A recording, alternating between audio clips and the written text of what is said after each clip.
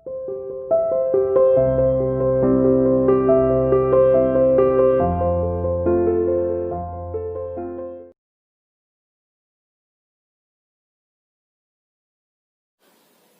बार फिर आप सभी का स्वागत ऑनलाइन क्लासेस या इंटरनेशनल स्कूल में।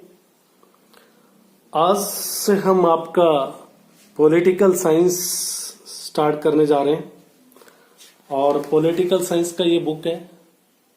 पता नहीं हमें कि आपने खरीदा या नहीं। और इसके अंदर जो फर्स्ट चैप्टर है बेटा, डेमोक्रेसी इन कंटेम्परेरी वर्ल्ड, आज हम करने वाले हैं। तो विश्व के अंदर जो प्रजातंत्र है, डेमोक्रेटिक, जो चुनी हुई सरकार, जिसको उस देश के जो लोग चुनते हैं और वो उनका रिप्रेजेंटेटिव बनके देश के ऊपर शासन करती है, उसके बारे में आज पढ़ने वाले हैं कि विश्व के अंदर इनिशियली 1900 सेंचुरी के शुरुआत में या फिर उससे पहले की क्यों नहीं बात करें तो फ्रेंच रिवॉल्यूशन की बात करें हम, फ्रांस में जो क्रांति हुई तो 1789 में वहां पर जो है, उससे पहले वहां पर राजा का शासन था, मोनार्कियल गवर्नमेंट थी। और इसके बाद में जो फ्रेंच रिवॉल्यूशन के बाद में 1789 के बाद में वहां पर डेमोक्रेसी एस्टेब्लिश हुई। इसी तरह से ही बात करें तो यूनाइटेड स्टेट ऑफ अमेरिका भी 1776 से पहले ब्रिटेन की कॉलोनीज थी, यूनाइटेड स्टेट ऑफ अमेरिका, यानी कि ब्रिटेन का वहां पर शासन था। तो कहने का अर्थ, जो वर्ल्ड के अंदर जो बहुत सारे ऐसे देश थे जो दूसरे देश की कॉलोनीज के रूप में थे, उपनिवेश में थे, और समय के साथ साथ या फिर बहुत सारी कंट्री ऐसे थे जहां पर, जैसे बात करें नेपाल की, इवन रिसेंटली 1990 से पहले तक, जहां पर किंगडम का शासन रहा, राजा वहां पर शासन करते रहे। तो किस तरह से जो देश के अंदर वहां की अलग अलग देशों में स्ट्रगल किया डेमोक्रेसी को एस्टैब्लिश करने के लिए, क्योंकि जैसा कि आप जानते हो कि किंगडम में जहां पर राजा का शासन होता है या फिर और कोई मिलिट्री शासन है, जहां पे मिलिट्री डिक्टेटरशिप है, हमारे पड़ोसी देश पाकिस्तान में ऐसा कई बार हुआ है कि वहां पे सेना का शासन बीच बीच में रहता है।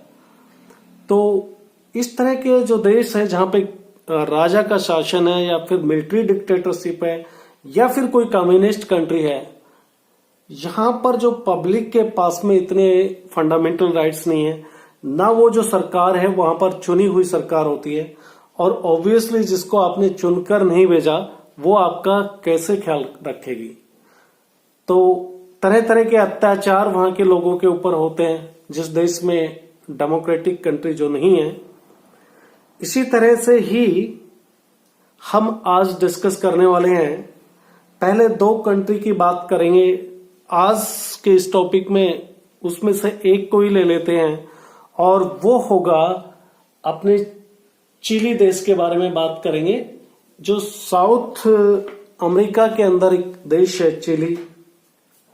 वहां के जो प्रशासन को, एडमिनिस्ट्रेशन को समझने की हम कोशिश करेंगे कि स्टार्टिंग में वहां पर कैसे एक चुनी हुई सरकार थी। मैं अगर आपको दिखा पाऊं तो ये आप देखिए, ये जो मैप है साउथ अमेरिका का, और इसके अंदर जो नीचे की तरफ, जैसे भारत के मैप में आप केरल को देखते हैं, ऐसे ही ये साथ साथ में वेस्टर्न छोर पे, जैसे अपने देश में अरेबियन सी के आसपास का जो क्षेत्र है, ऐसे ये वेस्टर्न जो ग्रीन शेडेड एरिया है, ये चिली है। चाइल्ड भी अंग्रेजी में इसको बोलते हैं। ठीक है, देख पा रहे हैं? ओके। तो इस चिली देश के अंदर जो शासन व्यवस्था थी स्टार्टिंग में, एक बहुत ही अच्छे, एक सोशलिस्ट डेमोक्रेटिक पार्टी होती थी, सोशलिस्ट पार्टी, और 1970 में वो पार्टी जनता द्वारा चुनी जाती है और फुल मेजोरिटी के साथ देश में शासन करने लगती है। उसी वक्त उसके जो शासन में जो अच्छे कार्य हो रहे थे, कुछ अपोजिशन पार्टी या कुछ रिच मैन या फिर चर्च के लोग चिली के अंदर, इनके शासन करने के जो तरीके से जो प्रोग्रेस हो रही थी वो उनको अच्छे नहीं लगी, और इनका सपोर्ट रहा एक मिलिट्री डिक्टेटर को, बात करेंगे उसके बारे में, और साथ में यूनाइटेड स्टेट ऑफ अमेरिका ने भी उसको साथ दिया। और यहाँ पे जो इलेक्टेड सरकार थी सल्वादोर अयंदे की, इसको हम प्रोनाउंस करते हैं सल्वादोर अयंदे, ठीक है ना। इनकी जो चुनी हुई सरकार थी, जो देश के लिए एजुकेशन के स्पेयर में अच्छा काम कर रही थी, या फिर फ्री मिल्क की फैसिलिटीज दे रही थी गरीबों के जो बच्चों को, और बहुत सारे वेलफेयर के स्कीम्स जो निकाली हुई थी। तो इनकी जो काम करने का जो तरीका था वो जो दूसरों को पसंद नहीं आया, और इसका परिणाम रहा कि एक 1973 के अंदर वहां के जो मिलिट्री शासक है, मिलिट्री कमांडर, वो मिलिट्री कमांडर क्या करते हैं, इनकी सरकार का तख्ता पलट कर देते हैं। और मिलिट्री कमांडर का नाम था अगस्तो पिनोशे,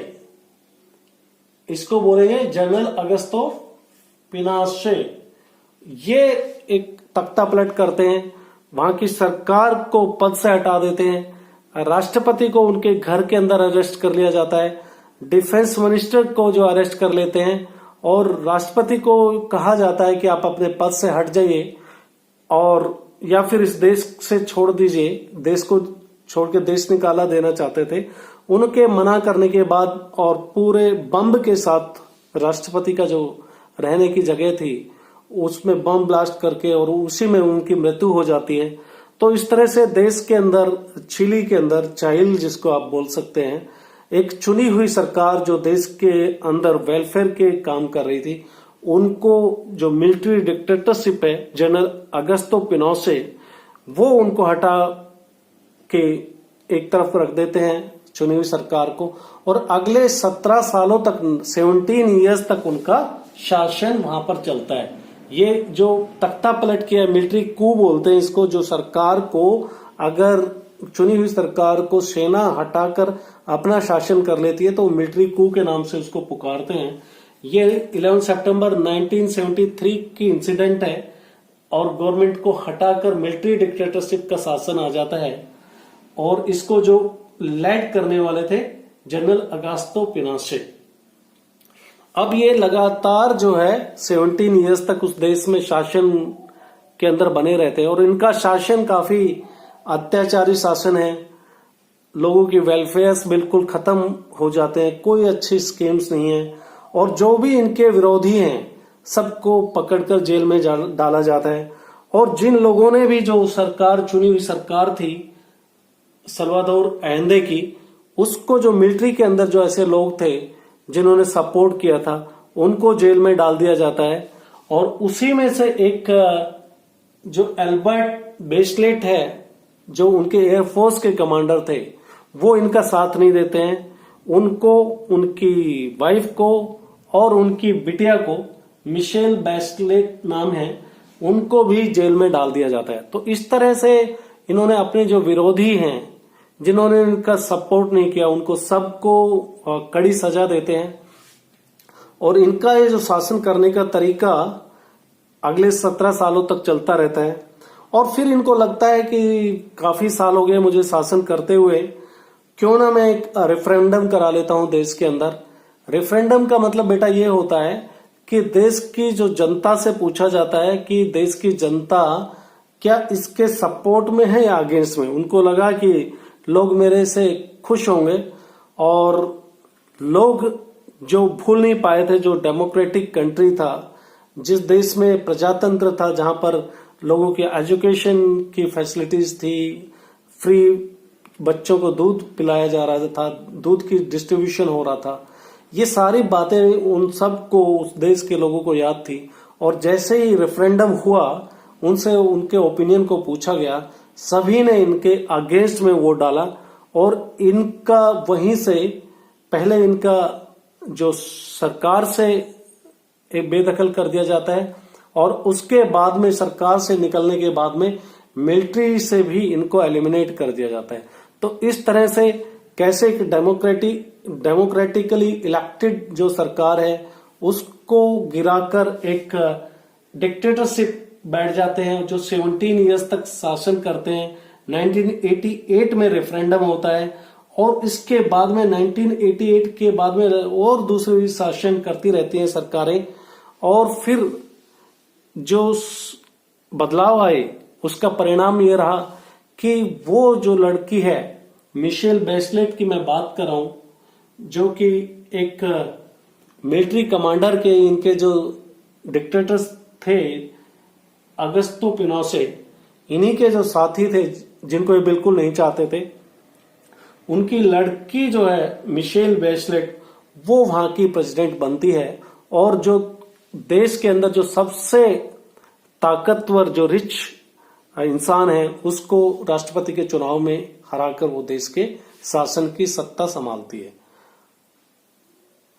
अब जैसे ही सरकार के पास में जो भी डेमोक्रेटिकली इलेक्टेड गवर्नमेंट इनके बाद में आती है, इनका जो 1988 में रेफरेंडम के बाद में जो चुनी हुई सरकार है वो एक इंक्वायरी बैठाती है, जिस इंक्वायरी में बेटा पता लगता है कि इनका डिक्टेटरशिप का जो था अत्याचारी शासन तो था ही, साथ में काफी भ्रष्टाचार भी उस पीरियड में हुए थे। ठीक है ना, लोगों के साथ अत्याचार काफी हुए थे। तो वो सारी की सारी जो इंफॉर्मेशन इकट्ठी की गई, तो इस तरह से आपने देखा किस तरह से जो एक डेमोक्रेटिकली इलेक्टेड गवर्नमेंट जो देश के अंदर उसको उखाड़ दिया जाता है और एक डिक्टेटरशिप शासन करने लगते हैं। इसके नेक्स्ट वाले जो टॉपिक में हम बात करेंगे पोलैंड के बारे में, जो एक यूरोपियन कंट्री है और पोलैंड के अंदर इसके विपरीत परिस्थितियां हैं। वहां पर एक कम्युनिस्ट सरकार है, ठीक है ना, थोड़ा सा आप समझ लीजिए। और वो सरकार जो है कम्युनिस्ट सरकार, इस तरह का जो सरकार होती है जिसमें जितने भी कम्युनिस्ट कंट्री है, चाहे रशिया की बात करें या फिर चीन की बात करें या फिर पोलैंड तो अपने आप में जिसका हम पढ़ने वाले हैं, ये जहां पे कम्युनिस्ट सरकार होती है वो उनके यहाँ पर कोई अपोजिशन पार्टी नाम की कोई चीज नहीं होती है। सरकार में बार बार चुन को उन्हीं को ही आना होता है। कोई उनकी मीडिया के ऊपर काफी पाबंदी रहती है, सेंसरशिप रहती है, सरकार के अगेंस्ट कोई नहीं बोल सकता है।